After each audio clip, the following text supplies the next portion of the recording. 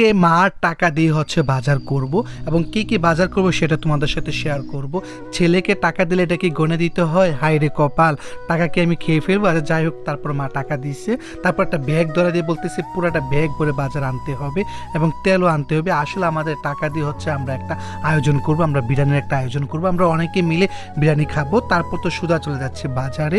যাওয়ার সময় তো এক দাদার সাথে দেখা হয়ে গেল। তাছাড়া তো দাদাকে দেখে সেই শৈশবের কথা মনে পড়ে গেল, যখন ছোট্ট ছিলাম এরকম থেকে আমরা সন্দেশ কিনে খেতাম। তারপর তো বাজারে ব্যাগটা নাড়তেছে আর বলতেছে আরে কি জানি শয়তার কথা বলছে, মনে জানে আসেনি।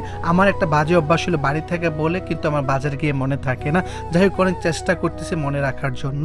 তারপর তো বাজারে চলে আসলাম, এসে আগে সর্বপ্রথম যে জিনিসটা কিনবো সেটাই খুঁজতেছে, আরে মা জানে কি বলছে আর মনে মনে ভাবতেছি। তারপর হঠাৎ করে মনে হয়ে গেল যে শশার কথা বলেছিল।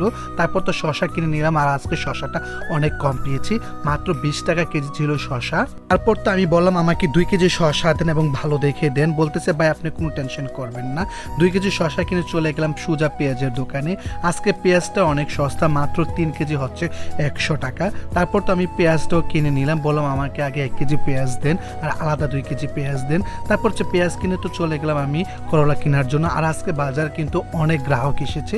তাছাড়া কিন্তু আমাদের বাজারে প্রতি শনিবার এবং মঙ্গলবার অনেক প্রাইস কমে পাওয়া যায় প্রত্যেকটা প্রোডাক্ট। তারপর তো চলে গেলাম একটা মুদির দোকানে, গিয়ে বলতেছে ভালো পোলাও চাল আছে কিনা, বলতেছে আছে।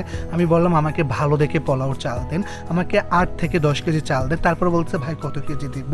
তারপর বলতেছে আমাকে 10 কেজি পোলাও চাল দেন। পর তো আমি 10 কেজি পোলাও চাল নিয়ে নিলাম, এটা মোজাম্মল হক সুপার নিলাম। তারপর বললাম আমাকে 30 পিস ডিম দেন। বলতেছে ভাই আপনাকে আমি বেছে বেছে বড়গুলা ডিম দিব, তার জন্য ভাইকে অনেক অনেক ধন্যবাদ। তারপর তো ভাই আমাকে বলতেছে টাটা, যেন ওনার ব্লগটা আজকে ভিডিওতে রাখি, অবশ্যই আমি রাখবো। তারপর বলতেছে আমাকে বিরিয়ানির 2টা মশলার প্যাকেট দেন, তারপর বিরিয়ানির মশলার প্যাকেট দিল। তারপর তো ভাবতেছে আর কি কিনা যায়। তারপর ভাবলাম মা কিন্তু মিষ্টি আলুটা খুবই পছন্দ করে।